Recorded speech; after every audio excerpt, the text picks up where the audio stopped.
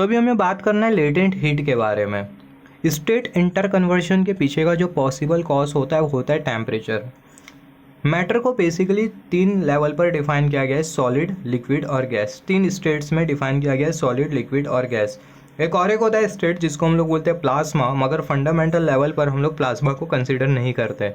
तो जो मैटर होता है उसको बेसिकली तीन टाइप में क्लासिफाई किया गया है, सॉलिड, लिक्विड और गैस। और ये मैटर के स्टेट कन्वर्जन के लिए जो पॉसिबल कॉज होता है, देखो ये state conversion, state inter conversion, phase change, change in state. इसका मतलब ये होता है सॉलिड से लिक्विड में कन्वर्ट होना, लिक्विड से गैस में कन्वर्ट होना, फिर गैस से लिक्विड में कन्वर्ट होना, लिक्विड से सॉलिड में कन्वर्ट होना। तो इस सभी का एक ही मतलब होता है। तो फेज चेंज के पीछे जो रिस्पॉन्सिबल कॉज होता है वो होता है temperature. Temperature is responsible for causing change in state of a matter. Matter का जो स्टेट चेंज होता है उसके पीछे जो पॉसिबल कॉज होता है वो होता है टेम्परेचर। फॉर एग्जाम्पल जो लिक्विड होती है वो सॉलिड में कन्वर्ट हो जाती है अगर हम लोग टेम्परेचर को ड्रॉप करें तो, मतलब जो पानी वो बर्फ़ में कन्वर्ट हो जाता है जब हम लोग टेम्परेचर को ड्रॉप करें तो, जो बर्फ़ है वो पानी में कन्वर्ट हो जाती है अगर हम लोग टेम्परेचर को इंक्रीज़ करें तो। सिमिलरली जो पानी होता है वो वेपर में कन्वर्ट हो जाता है अगर हम लोग टेम्परेचर को और इंक्रीज़ करते जाए तो। फॉर एग्जाम्पल यहाँ पर हमने एक एग्जाम्पल एज्यूम किया है, यहाँ पर हमने कंसीडर किया है ग्लास में बर्फ़ है और जो टेम्परेचर है वो है -5 डिग्री सेल्सियस। तो ये बर्फ़ को जब हम लोग हीट एनर्जी प्रोवाइड करेंगे तो उस केस में क्या होगा, जो बर्फ़ का जो टेम्परेचर होगा वो इंक्रीज़ करेगा। -5 डिग्री सेल्सियस से -4 डिग्री सेल्सियस, -4 डिग्री सेल्सियस से -3 डिग्री सेल्सियस, -3 डिग्री सेल्सियस से -2, -1, फिर उसके बाद 0 डिग्री सेल्सियस। फिर उसके बाद अगर हम लोग देखें 0 डिग्री सेल्सियस पर ये जो बर्फ़ होगा वो पानी में कन्वर्ट होना चालू हो जाएगा। तो यहाँ पर हम लोग देख सकते हैं जो बर्फ़ है वो पानी में कन्वर्ट हो रहा है, और यहाँ पर अगर हम लोग देखें पूरा का पूरा जो बर्फ़ है वो पानी में कन्वर्ट हो जाता है।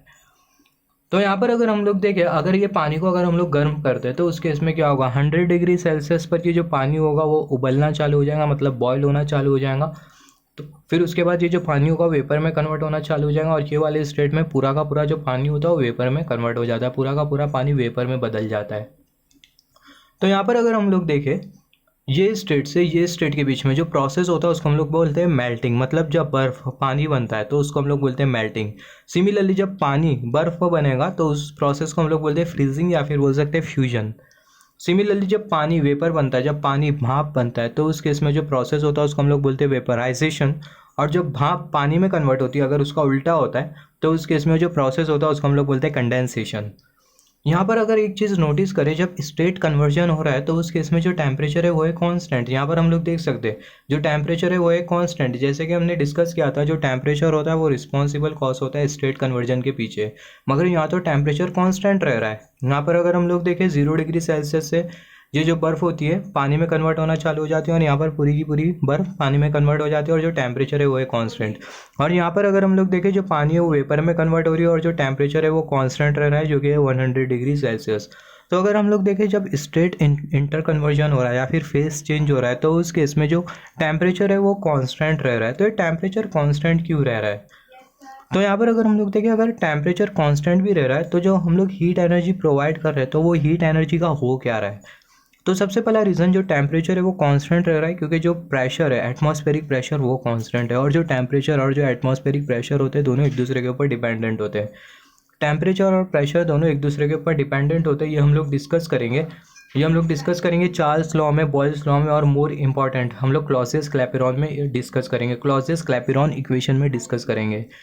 यहाँ पर अगर हम लोग देखें जो प्रेशर होता है वो होता है कांस्टेंट। प्रेशर जो होता है वो होता है 1 एटमॉस्फेरिक प्रेशर, जिसकी वजह से जो टेम्परेचर होता है वो कांस्टेंट रहता है। यहाँ पर भी जो टेम्परेचर है वो है कांस्टेंट। और जो स्टेट कन्वर्जन जो हो रहा है उसके पीछे का जो रिस्पॉन्सिबल कॉज है वो हीट एनर्जी, जो कि हम लोग ये सिस्टम को प्रोवाइड कर रहे हैं। हीट एनर्जी देने की वजह से जो बर्फ़ है वो पानी में कन्वर्ट हो रहा है, हीट एनर्जी देने से जो पानी है वो यहाँ पर वेपर में कन्वर्ट हो रहा है। तो यहाँ पर अगर हम लोग देखें जैसे कि हमने डिस्कस किया था, यहाँ से यहाँ तक के जो प्रोसेस होता है उसको हम लोग बोलते हैं मेल्टिंग। जब बर्फ़ पानी में कन्वर्ट होता है उसको हम लोग बोलते हैं मेल्टिंग। पानी जब बर्फ़ में कन्वर्ट होता है तो उसको हम लोग बोलते हैं फ्रीजिंग। सिमिलरली जिस टेम्परेचर पर जो पानी होता है, या फिर बोल सकते हैं जिस टेम्परेचर पर जो बर्फ़ होता है वो पानी में कन्वर्ट होना चालू होता है, वो जो टेम्परेचर होता है वो होता है 0 डिग्री सेल्सियस। और जिस टेम्परेचर पर जो पानी होता है वो भाप बनता है उसको हम लोग बोलते हैं, वो जो टेम्परेचर होता है वो होता है 100 degree Celsius. Temperature at which solid converts into liquid, that temperature is called as melting point. जिस टेम्परेचर पर सॉलिड लिक्विड में कन्वर्ट होता है वो जो टेम्परेचर होता है उसको हम लोग बोलते हैं मेल्टिंग पॉइंट। और जो नॉर्मल मेल्टिंग पॉइंट होता है वो होता है 1 एटमॉस्फेरिक प्रेशर और 0 degree Celsius. 1 atmospheric pressure 0 degree Celsius ये होता है normal melting point. Temperature at which liquid convert in solid is called as freezing point और फ्यूजन पॉइंट। जिस टेम्परेचर पर जो लिक्विड होती है वो सॉलिड में कन्वर्ट होती है, जिस टेम्परेचर पर पानी बर्फ बनता है, वो जो टेम्परेचर होता है उसको हम लोग बोलते हैं फ्रीजिंग पॉइंट या फिर बोल सकते हैं फ्यूजन पॉइंट। तो अगर हम लोग देखें सिमिलरली यहाँ पर अगर हम लोग देखें temperature at which water converts into vapour, जिस टेम्परेचर पर जो पानी होता है वो वेपर में कन्वर्ट होता है, वो जो पर्टिकुलर टेम्परेचर होता है उसको हम लोग बोलते हैं बॉइलिंग पॉइंट। और नॉर्मल बॉइलिंग पॉइंट के बारे में बात करें तो जो नॉर्मल बॉइलिंग पॉइंट होता है वो होता है 1 एटमॉस्फेरिक प्रेशर 100 डिग्री सेल्सियस।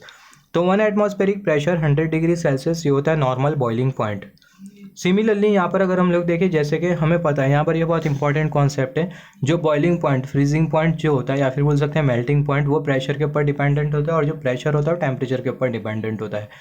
तो अगर हम लोग प्रेशर को अगर हम लोग इंक्रीज़ कर रहे हैं तो जो बॉइलिंग पॉइंट होगा वो इंक्रीज़ करेगा, प्रेशर को डिक्रीज़ करेंगे तो बॉइलिंग पॉइंट डिक्रीज़ कर जाएगा। अगर हम लोग प्रेशर को इंक्रीज़ कर रहे हैं तो फ्रीजिंग पॉइंट डिक्रीज़ करता है, और जब हम लोग प्रेशर को डिक्रीज़ करते हैं तो उस केस में जो फ्रीजिंग पॉइंट होता है वो इंक्रीज़ करता है। तो ये सब हम लोग ये सब कॉन्सेप्ट में देखेंगे जब हम लोग Charles law, Boyle's law, Clausius Clapeyron equation, मतलब pressure, temperature, boiling point, melting point, freezing point, ये सभी का क्या रिलेशन होता है ये सब हम लोग डिस्कस करेंगे Charles law, Boyle's law, Clausius Clapeyron equation में। क्लॉजेस क्लैपेरॉन इक्वेशन में हम लोग ये देखेंगे कि बॉइलिंग पॉइंट के रेस्पेक्ट में या फिर बोल सकते हैं प्रेशर के चेंज, अगर प्रेशर में अगर चेंज होता है तो उस केस में, या फिर सिंपल वर्ड में बोल सकते हैं अगर प्रेशर इंक्रीज़ करता है तो जो बॉइलिंग पॉइंट होता है वो किस तरीके से चेंज करता है, या फिर दोनों के बीच में रिलेशन क्या होता है, वो हम लोग डिस्कस करेंगे क्लॉजेस क्लैपेरॉन इक्वेशन में।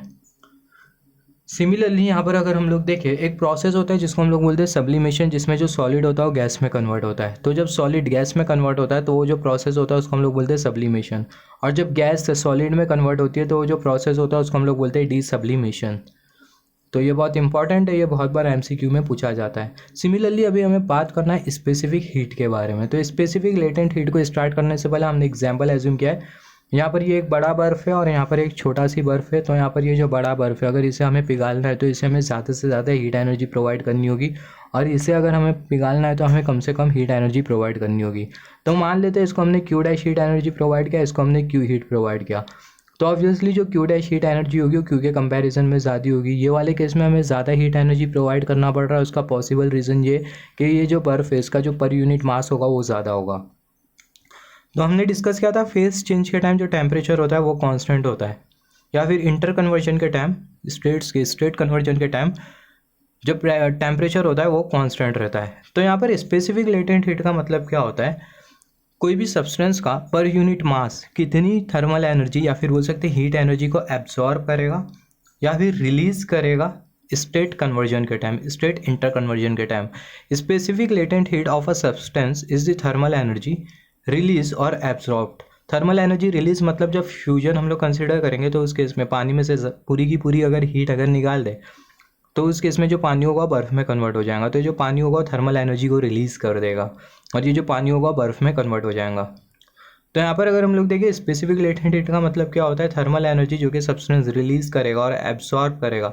सब्सटेंस का पर यूनिट मास कितनी थर्मल एनर्जी रिलीज़ करेगा और एब्सॉर्ब करेगा स्टेट चेंज के टाइम, तो वो जो हीट होती है उसी को हम लोग बोलते हैं स्पेसिफिक लेटेंट हीट।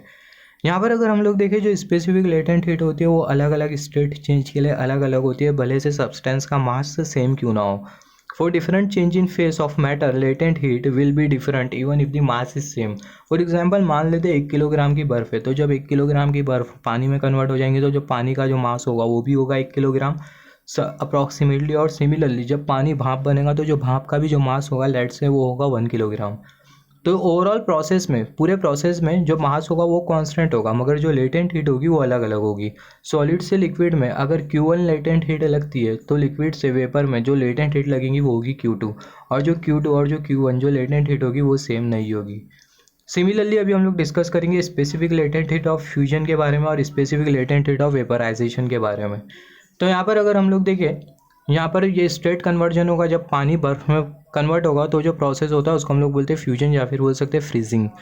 तो जब ये वाला स्टेट कन्वर्जन होगा जिसमें पानी बर्फ़ में कन्वर्ट होगा, तो ये वाले स्टेट कन्वर्जन में जो हीट जो लगेंगी वो स्पेसिफिक लेटेंट हीट को हम लोग बोलते हैं specific latent heat of freezing, या फिर बोल सकते हैं specific latent heat of fusion. Similarly जब पानी बर्फ़ में कन्वर्ट जब पानी वेपर में कन्वर्ट होगा तो उस केस में जो लेटेंट हीट लगेगी, उस केस में जो लेटेंट हीट होगी उसको हम लोग बोलेंगे specific latent heat of vaporisation.